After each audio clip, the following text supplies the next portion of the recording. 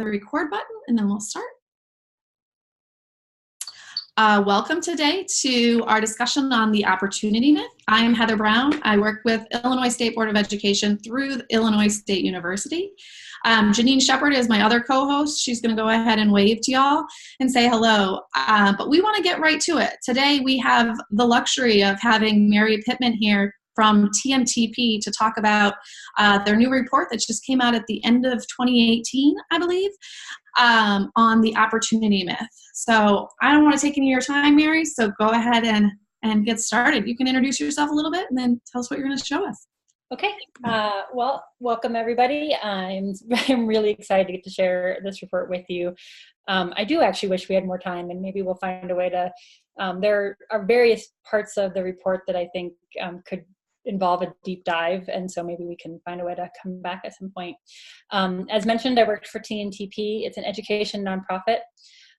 We've been around for almost 20 years now. Previously, I worked in the state of Colorado as a state math specialist, which is where I currently live. And then I was a director of math at a school district and a math teacher, middle school. So hopefully the craziness that is middle school teaching, that is who I am, will sort of come out as I give this presentation.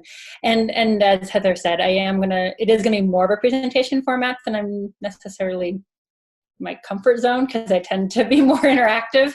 I do encourage you to type in the chat box. Both Heather and Janine have said that they'll help me field questions that I need to answer sort of in the moment, and then I'm going to try and make sure we have time at the end to answer some as well. So without further ado, I'm going to go ahead and get started. So the opportunity myth, if I just sort of go one forward, is TNTP's latest report. So we've been doing reports about every 4 to 6 years. And our reports are always based on something that we're finding in the work we're doing with schools and districts. And what we were finding as we were working in classrooms trying to implement the standards was that there was a difference between what the standards were sort of saying and what we were seeing in classrooms. And what we started to wonder was how that experience felt for students. So the entire opportunity myth is it's told from the experience of a student.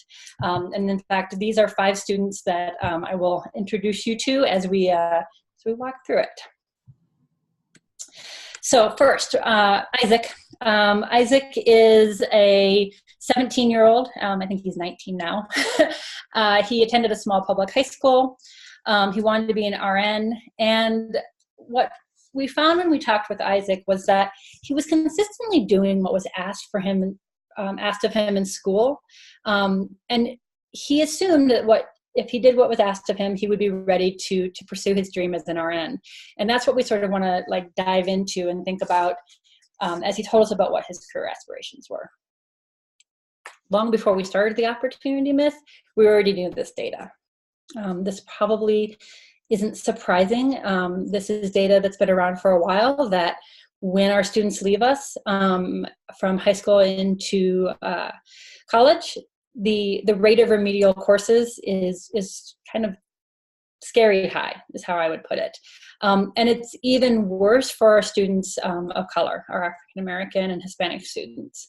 And so this is one of the things that we wanted to explore further, is what's that gap that's occurring there. So to understand this, we wanted to look at students' experiences, as I mentioned. We did this with 4 different types of districts, so 2 rural, 2 urban, and 1 charter. And we followed 250 students, 250 teachers, 4,000 students for the scope of a year. This meant a whole bunch of time in classrooms. I happily will say that it was not me who had to go into all those classrooms, but my staff did, and I think they're just starting to forgive me for all of their travel schedules across the country. And we did all of this to think about what are the concrete steps that we could do and that we could learn about how to make things better for kids. So I like to give the punchline away at the beginning. Here's what we found. After all that research, first and foremost, kids have really big plans for themselves. I think we sometimes have this belief that not all kids want to go and do big things in life. And that's actually just not true. When we ask kids, of those 4,000 kids, their plans for themselves from the time they were in kindergarten all the way up through high school, so we span the grade levels, really are exciting. They have big plans for themselves. We also found that kids are doing what we're asking them to do in school, but they're still not ready to succeed after school. That most of the time in school, they don't have access to 4 key resources, which is what the majority of the time that I'm going to talk to you about, which is grade appropriate assignments, strong instruction, deep engagement, teachers with high expectations. And that students of color and low income families and English language learners have those even, and students with disabilities have those access even less than their peers. And greater access, which is the happy moment, because if you're starting to get depressed, I usually get depressed until I get to number 5 here. If we give greater access to these 4 resources, though, students can catch up. Students who are behind, these are particularly important for them. And that's why we called this the opportunity myth. We talked a lot about the language we use and the achievement gap. It can start to feel like we're talking about it being the kids who are not achieving, and the onus is on the kids. And what we really wanted to highlight was that there is this sort of false promise to students that if they do what we're asking of them in school, that they'll be set up for success. And if they don't, then they must have blown their chance, and that it's on them. And so we really wanted to highlight where we see myths in this sort of opportunity promise that we're giving to kids. So I want to pause here, though, and say that it would be a misinterpretation of our report to say that this was the fault of teachers. It is one of the things that comes out in the study is that there are lots of things that we need to do to change in the system. We spent most of our time in the classroom, and so there will be classroom data that I share. But what we want to make sure that we emphasize is that students really love their teachers. They believe what the teachers are giving them is important, and they want to learn it. And that the ways that the data plays out is not random. And thus, it is a systems-wide issue. And so I just want to pause there and sort of say that again. If it was a teacher-by-teacher issue that we were not getting what we needed, then it would be random. We would have seen randomness in the data. It's not. It's consistent about where the system has created space for learning and on-grade level content and where it hasn't.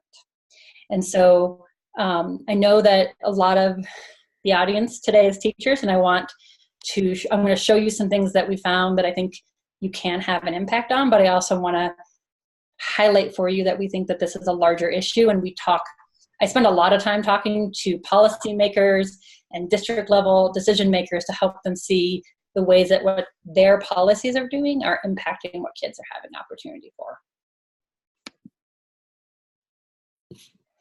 So a couple of things for you to sort of think through and keep in mind as we're talking, things to sort of consider. One is, how often do the students in your classroom have access to the 4 resources that I'm going to zero in on? Are any of those 4 resources areas that you want to provide more access to? If there are, how might you improve that? And what support would you need to give students to have greater access to those 4 resources? So I promised to introduce you to some more kids. These are 4 more students. We're going to follow 5 that we met and surveyed. We've changed all of their names, of course, to protect their confidentiality, their anonymity, but their story is still, we changed only the names and not what they said. So you have Hajima. She is in 12th grade. She wants to be a neurologist. We have Raymond. He is 5th grade. He wants to go to the police academy. We have Luz. She wants to do something with kids. She's in 11th grade. And we have Maggie, who wants to be a trauma nurse in 10th grade. And then remember, we had Isaac, who wants to be an RN.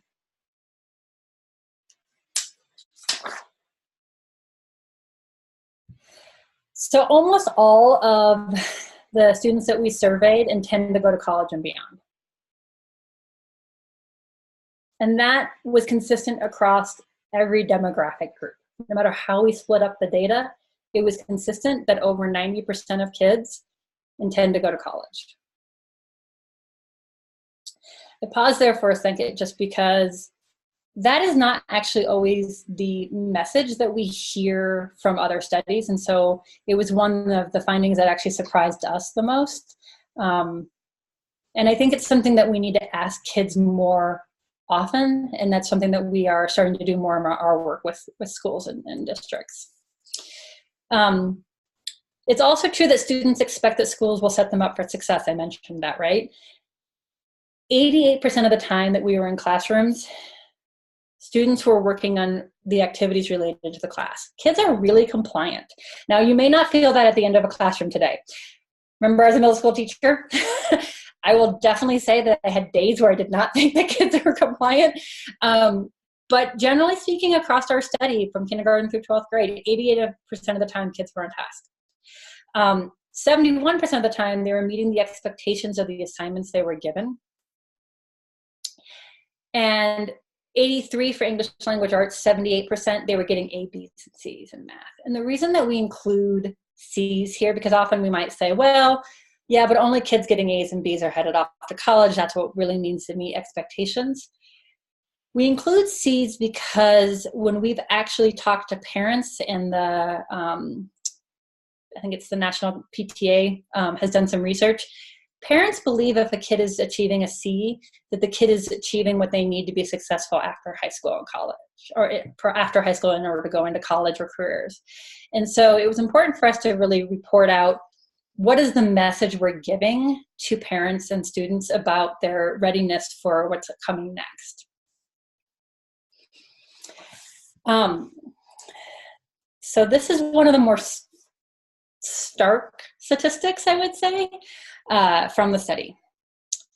71% of the time I mentioned in the last slide, kids were succeeding on the assignments they gave. We determined that by collecting, so teachers gave us every assignment that they were giving over the course of a unit, and we would do randomly selected units throughout the year. Every single one of those assignments that we collected and the student work that went along with it, remember I mentioned that my staff is just starting to talk to me again? I made them grade it twice. So, and when I say I, lots of us, it wasn't just me, but they had to look at the assignment and they had to determine whether the students had met the expectations of the assignment. Then they had to go back and they had to determine if they were meeting the expectations of grade level standards related to that assignment. That second time round, only 17% of the kids were actually meeting grade level standards. And in most cases, it's because the assignment never gave an opportunity for kids to actually meet grade level standards.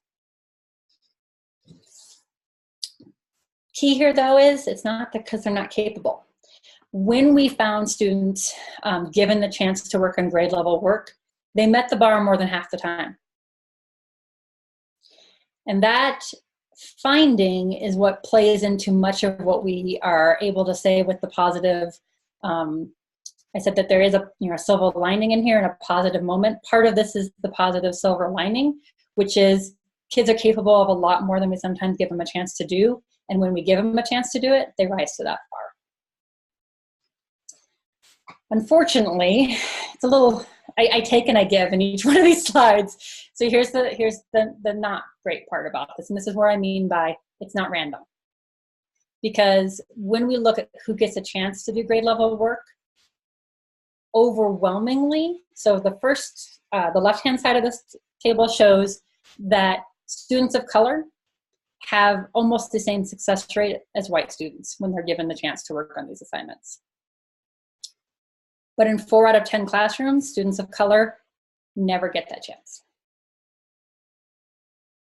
So the percent of classrooms that had no grade level assignments at 38% was students of color. So not a single time in those 38% of those classrooms were students of color given a single assignment on grade level. That went down to 12% if it was classrooms of mostly white students. And so this is one place where we have to look harder at the ways that we've created systems to create this outcome.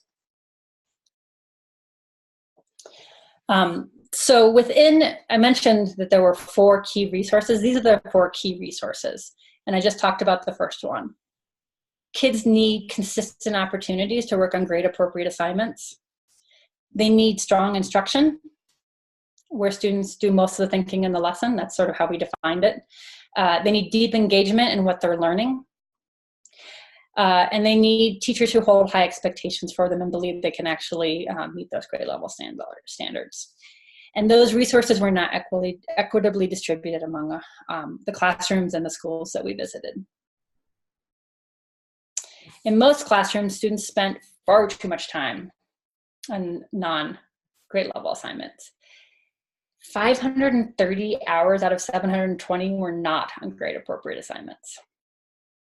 So if you do a calculation of the number of hours in the school day so we looked at math, we looked at English language arts and science. So we were able to calculate for all of their class periods. There are kids that we followed. Don't ever tell the children if you ever find one, because I can't tell you what schools they were in, but don't ever tell them if you ever find someone who's in this study. We gave them potty training watches, which allowed us to, because they get beeped, to real time take data from them. So they were walking around with these watches, and that was one way we were able to check how their engagement was, as well as look to see what assignments they were working on at any given minute, in addition to us going in and actually watching those classrooms and interviewing the teachers. So in terms of assignments, they just varied widely. Here we have students working on verbal descriptions of a system of linear equations. You can see kids here are thinking about whether there's exact solutions, no solutions, so that it's meeting the standards in the ways that we're asking kids to think about systems of equations. They're asked to, on the second page, they're actually asked to think about what types of equations would lead to various types of solution strategies, or not solution strategies, sorry. I'm getting tired today. Various solutions, whether it's no solution, all solutions, one solution, etc. But in another math class just down the hall, kids are not given those same types of chances.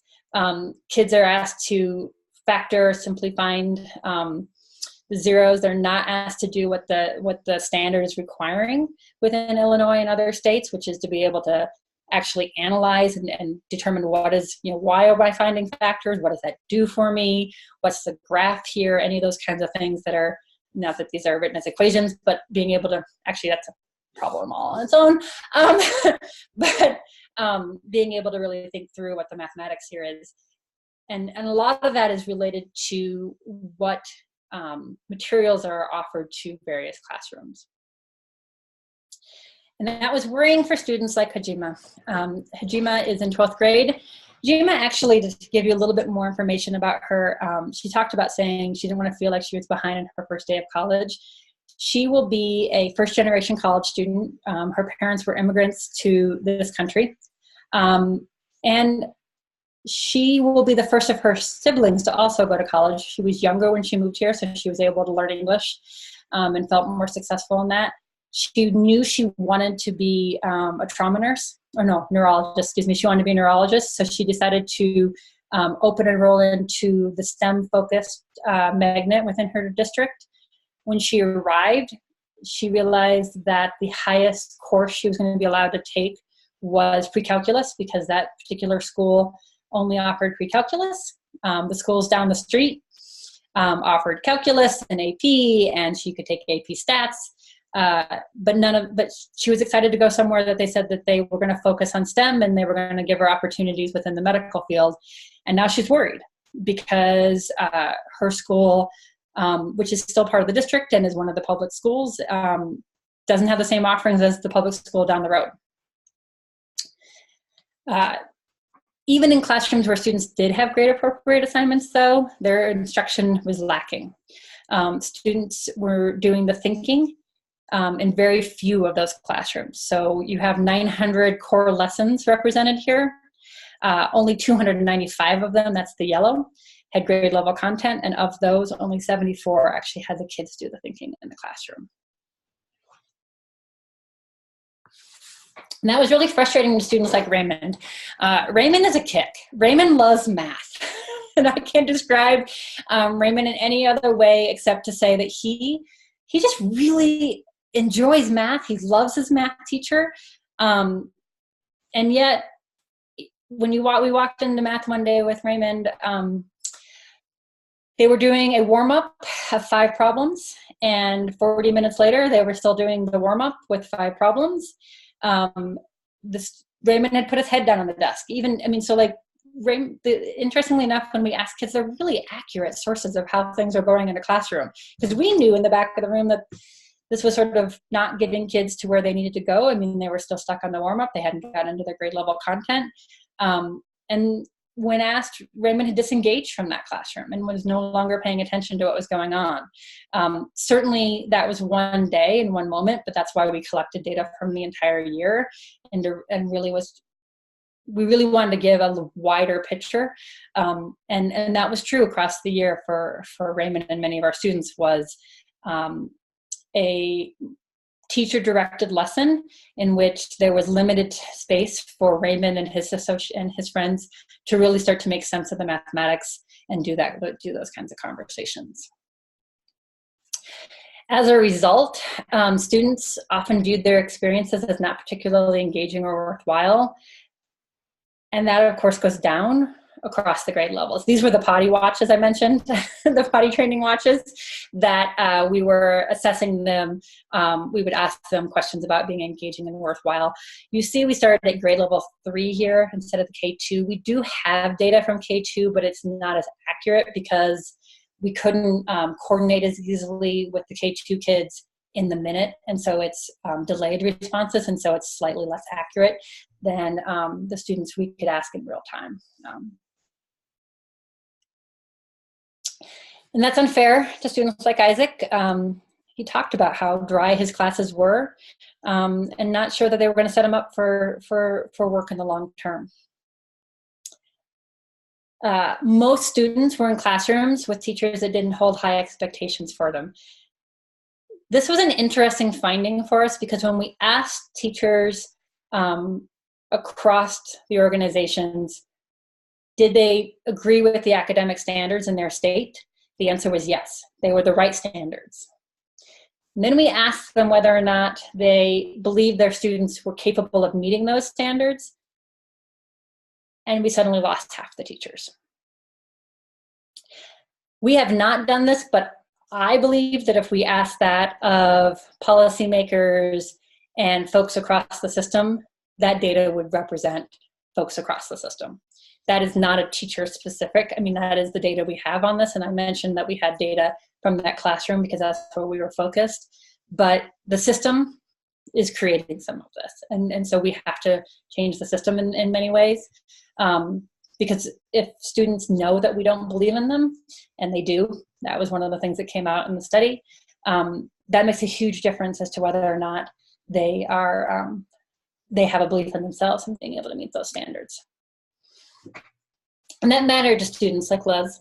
The teachers, she said, the teachers have high expectations for you in class. You actually try harder for them because you want to meet those expectations. Yeah. So low expectations contribute to a mismatch between the grades as well. So students are getting A's and B's, as we mentioned before, in their math and English courses, but over 65% are not on grade level in state tests, which we can argue against. I mean, we can talk about whether or not those state tests do what we need them to, but then we go to ACT, which is pretty consistently used across the country, and only 52% are meeting ACT or SAT benchmarks. And the same thing, 80% did not pass. That last one that did not pass the AP test when we're actually working with them on those. And I've been trying to hammer on this, so this is my slide where I'm going to say it one more time. It's not random.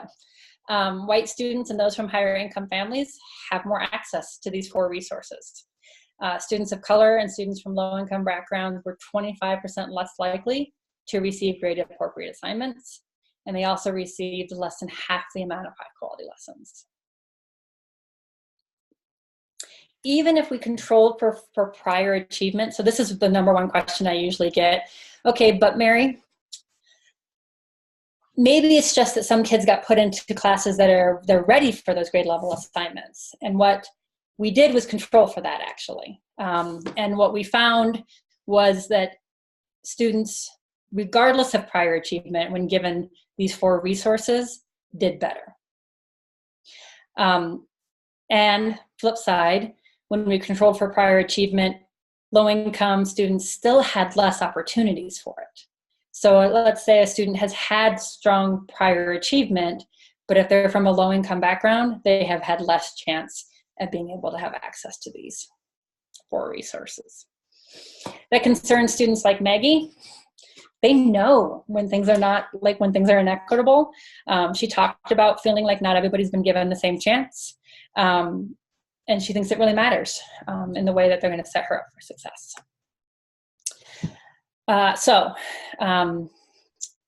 When students get access to more of the key resources, they grow compared to their peers.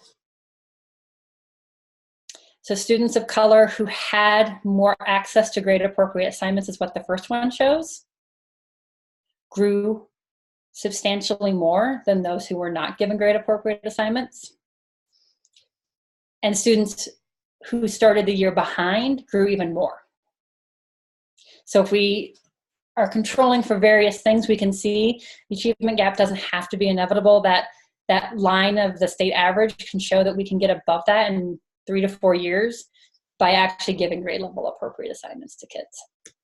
Mary, Chris has a question about this. He said the first 2 dots are the only ones that are colored and the other ones are open. Can you explain what that is? Yeah, that's extrapolated results. So we use state testing for the first 2 dots to be able to show what the trajectory of the line would be. And yes, as a math person, I will say 2 dots does not make a trend.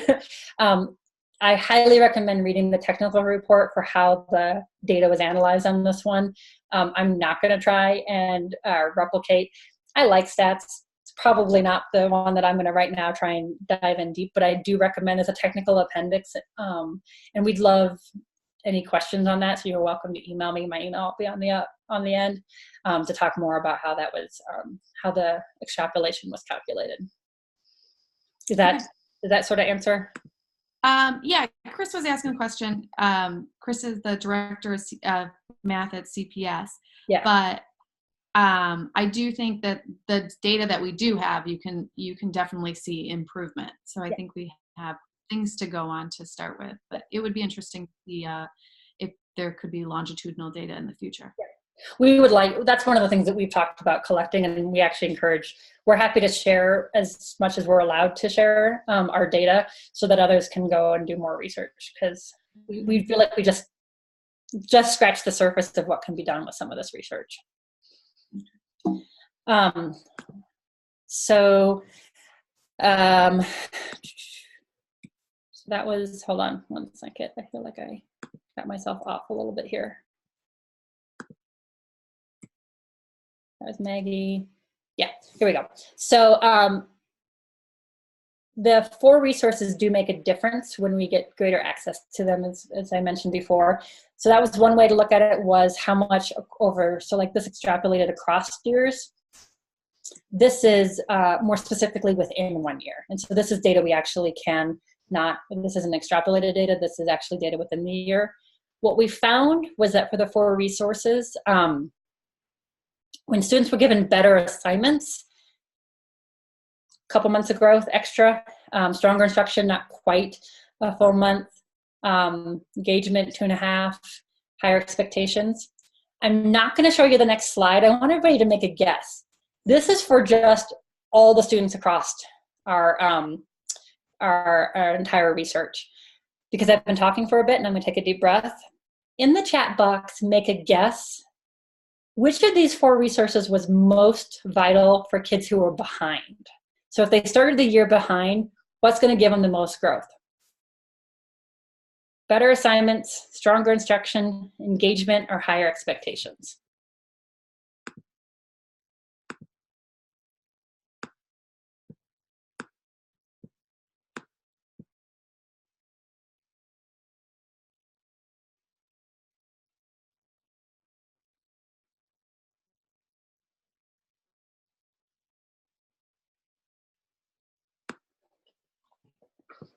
Mary, can you see the results? We're seeing a lot of engagement, a couple higher expectation. Yeah. Higher engagements are pretty evenly matched. Yeah. So you all agree with where I was. And this is, I love why, this is why I make you guys guess. Let's see if I can get it to come up again. Hold on.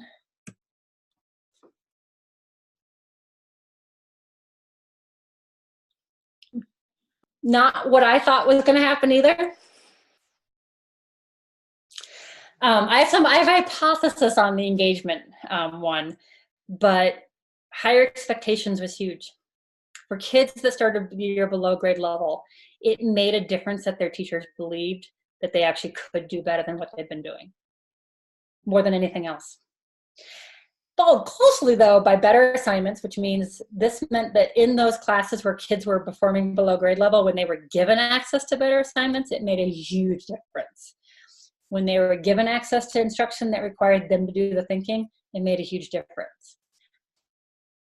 I hypothesize, and this is where I'm like, we're audio taping, so someday I'll probably get in trouble for making a hypothesis. I hypothesize that some of the engagement is because when kids are in, when kids have had below grade level experiences, the engagement's harder for them. It's harder sometimes to get, to create those situations for the engagement. I don't have any data on that, though. It's one that I would love somebody to do more research on, and we certainly could follow up on it and talk about what we some of our hypotheses. But it surprised me.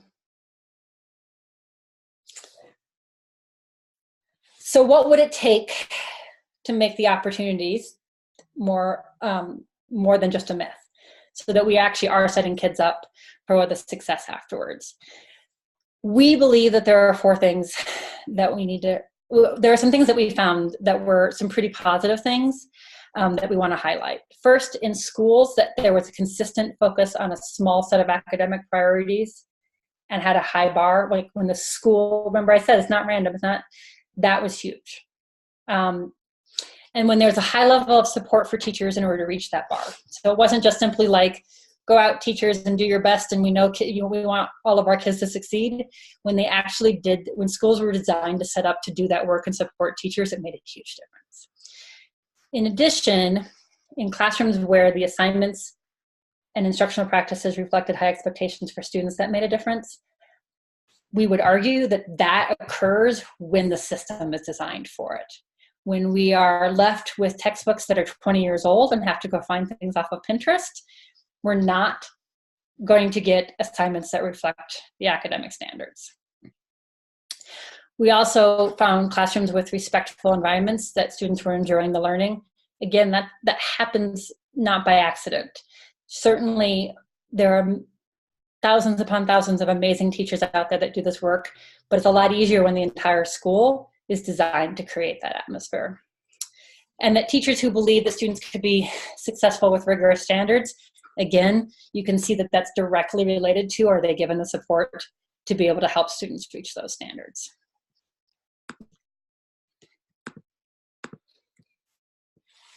So we're asking all adults to make some commitments. Every student should have access to grade appropriate assignments and strong instruction, deep engagement, high expectations. And we want this every day in every class, regardless of prior achievement, race, ethnicity, or other identities. We want us to continually investigate this because we don't think we found an answer, but we think we found some things that are really important. And we want students to be able to receive access and report on their progress. We also want students and families to be more of a partner in this. As we spoke more and more to the students, we realized that they had a lot of things that we could learn. They are the #1 people on the field, and so we needed to give them more accurate and accessible information and a more legitimate role in the decision making. And we want to ask more and more for feedback from them. So in upholding these commitments, we're talking about 5 actions. 1, ask students about their goals and experiences and listen to how they share it. Make greater access to grade appropriate assignments an urgent priority. This is one where I said we could come back and like revisit. One of the workshops that we've been doing is actually sharing all of our protocols, every survey we gave, every classroom observation protocol we used, and every grade level assignment protocol that we use to evaluate assignments are all available online. If you want me to come back and like do some practice on looking at assignments and how we did that and how you might think about changing your assignments, we could do some of that work, or you can just do it even without me. Like I said, I'll show you online how to get to all of it. We want to make sure students who are behind grade level have access to the instruction and challenging material. We want to ensure educators are given the tools to have high expectations and can see firsthand that kids can succeed with these rigorous materials. And we believe that we should be conducting equity audits at the school and district level in order to really think about who gets enrolled in certain courses and who gets access in greater numbers to these resources.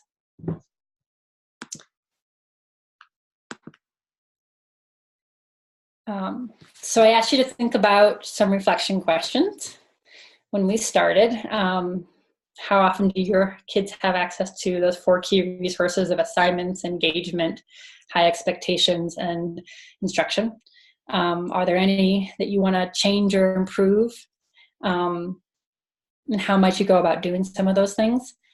I want to spend a little bit of time answering questions, but I thought I might also spend a little time showing you the website where you can find lots and lots of resources to do some of that work.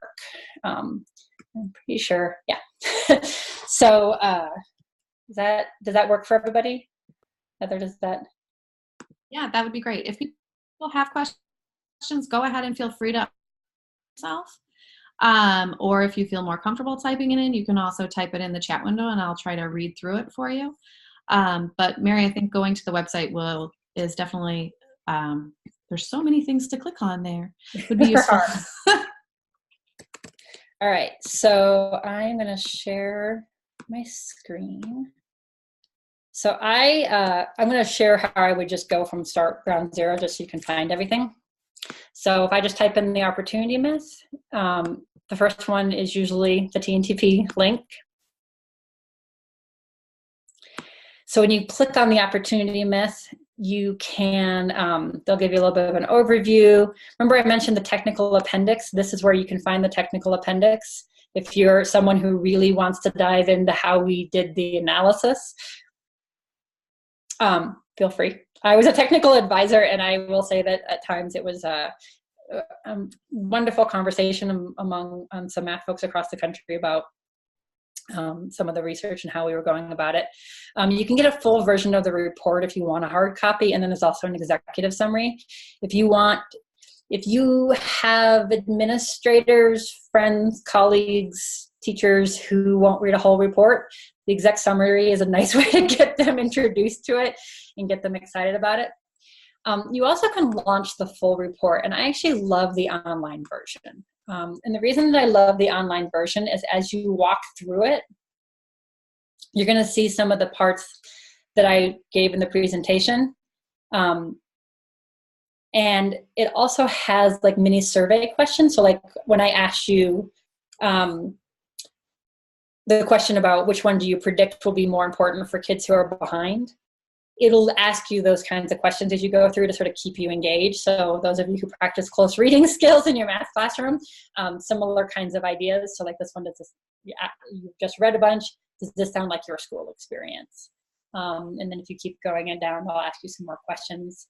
And then if you go all the way to the Act Now part, so if you notice along the top, there's the opportunity seekers, which is introducing our 5 kids, different resources, different results, the weight of wasted time, the conclusions, the recommendations. There's an Act Now page. You can see across the country the various places where we've had folks be particularly interested. We have a lot of East Coasters. But Illinois got a very nice representation. You can go to the bottom and put in your email, your zip code. You can talk about, are you a student, a guardian, teacher, etc. And then you can get an action guide that is specifically designed. Yeah. We have a suggestion in the future. We would love a select all button, because I know you can go back in and read each of those, but like I'm a parent and I'm an teacher, all of those things. So just pass that up the pipe for future resource action. I'm laughing because I had to go through it all myself, and you would have thought that I would have thought to do that. Yeah, I'm on it. Select all button. Yeah. And then Heather, you've actually looked at some of the guides. Anything in particular that you would say about them? I think the summary that you had was really close, was really in your slides. The summary of like the 5 things that we need to do was really good. A lot of it involved like the student and the parents actually pushing for, one thing I haven't heard you say that in my mind the report said was pushing for accurate grading. Mm-hmm. So if my student, whereas it's kind of an interesting thing to ask for, like we as parents, thinking of myself as a parent, you want your kids to get A's and B's, but do I want my kids to get A's and B's, or do I want them to have an A or a B at grade level appropriate work? Like those are 2 different questions. And so one of the things it really pushes for is for parents and students as well as teachers to really have authentic grading, and that if students are not meeting grade level work, then they shouldn't be earning A's. That idea of like, or at least if they're earning A's, there should be description of, if it's in a different level class, there should be description clarifying that, they're earning A's and B's at what we're asking them to, but we're not actually ever asking them to do grade level work. So those are a couple of things that I really noticed in the action guide. Yeah, thank you. One last thing I want to show you is, so I was on the Opportunity Myth page, which you can get to from the TNTP homepage. It's just tntp.org. It's almost always the front splash. It rotates, but 95% of the time right now, the Opportunity Myth, as you can see with the green here, is the front homepage as well. But if you click on resources, there's one that is practical tools. And in there is a toolkit. So for instance, one thing we're highlighting on our toolkit right now is the Student Experience Toolkit, which is right now the Student Work Library. If I click on that, the assignments I showed you, there are tons of English, language arts, math, science, social studies assignments in here. And they go across the grade bands. If I click on second grade math, for instance, I can pull up a weekly aligned assignment. Here's the assignment. It gives you an overview. Here's the standards it was related to, and then why was it weekly aligned to those standards are all set up. So you can actually do this as a group of teachers. If you don't want to look at your own assignments, you can actually pull up assignments within our toolkit and use that as a frame for at least starting to think about how you would analyze assignments. Can you show that again? I know Chris mentioned earlier that he appreciated having the concrete examples, and I would love to show some like comparing and contrasting like you did in the slides. Can you just show again the steps? Yeah, so you go to resources. Okay. Go to practical tools. Mm-hmm. 9 times out of 10, the highlighted thing on the page is the Student Work Library. Mm-hmm. But let's imagine that we changed it on you. If you come down to view the full toolkit, then you can see all these little things down, all these like clicks down below, and one of them will be the Student Work Library. Awesome, thank you.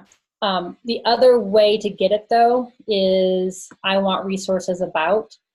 If you want resources about providing grade appropriate assignments, you can apply that filter to our toolkit, and then you'll only see the assignment review protocol. So like this is the protocol we use, etc. This is a Student Work Library. Yeah. So if you wanted to know more about how to, I will tell you the toughest nut to crack is the expectation one, ensuring educators enact high expectations. You wanted to look at what we've got to support you in that, then you would apply that to your I want resources about, and then you can see the different things we've got. as potential. So including the teacher expectation survey that we used. Thanks.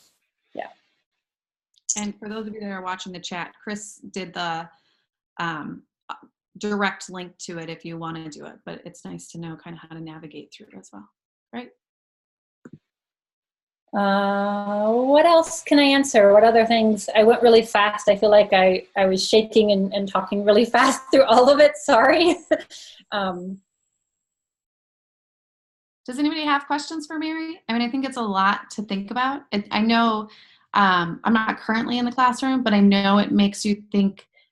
Another thing that I noticed reading through it is this idea of differentiation. I know Janine and I, when we go out and talk about differentiation, we talk about using grade level appropriate differentiation and how to use differentiation that still allows all students to get to the same level. And this kind of talks about how differentiation can be a really, really dangerous word. Yeah. One of the things that I pushed back on in the original, like when we first started working, was there are times when it makes sense to not do a grade level assignment in math class. Let's put that out there. So I can imagine a moment where I'm about to introduce something about inverse quadratic, or just inverse equations in a general sense. Inverse functions, sorry. Boy, my language this afternoon. Inverse functions, I might want to go back and do something around linear functions with students, even though it's not going to be at the grade. So I'm doing inverse trig functions. I might want to go back and talk about inverse linear functions to really set up an idea about what an inverse is.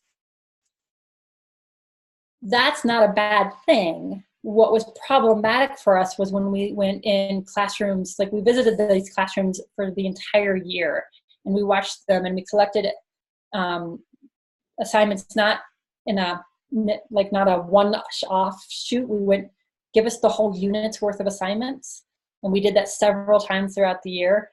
And there was classroom after classroom where there were no grade level assignments.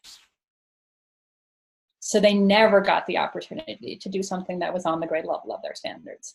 And so I think you're right that differentiation, it all humanly, I think I don't have the slide, I didn't have the slide in here, but there's another slide in there that talks about if you only gave grade level appropriate assignments 1 out of 4 assignments, that alone impacted kids' growth.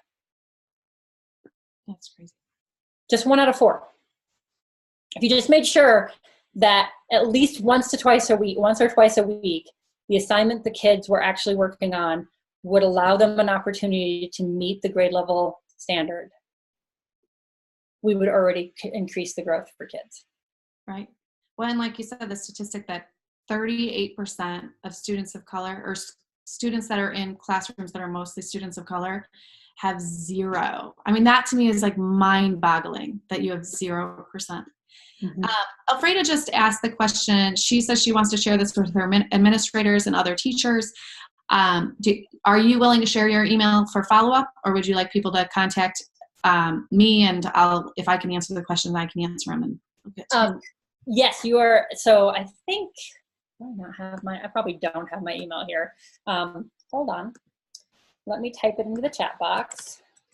You are welcome to email me.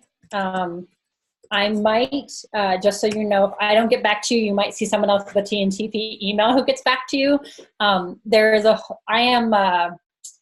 a project director for math. I was actually not officially on the national report that we did. I was a technical advisor, but a lot of my staff helped out because I staff the people who do mathematics, because that's my field.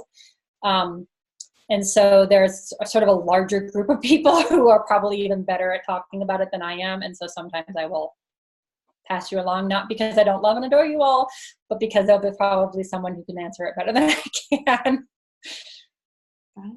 Coretta just asked if there's any videos included in the study, or any videos that model this, what is considered the effective way to facilitate students. Yeah, we used a modified instructional practice guide from Student Achievement Partners for a lot of the instruction piece. And what I would say is that other folks have done a much better job. Videos are really hard to collect. We have a couple, but but not from the study, because you need to keep the anonymity of the teachers within the study. We've promised the districts we won't share who they are. So if you send me an email, I can probably get you a link, or you can go straight to Student Achievement Partners. They've done a really good job of cataloging videos and showing, like, as you watch the video, you can actually see how the teacher is implementing various parts of coherence, focus, rigor, engagement, students doing the thinking, mathematical practices. That's my favorite place to probably go, because it's so directly aligned with what we're like. If you're wanting kids to do mathematical practices and you're wanting teachers to do the teaching practices, or yourself, you're working on those personally, which I'm always working on, then I would say that that's my favorite place to go. Great. Any other questions?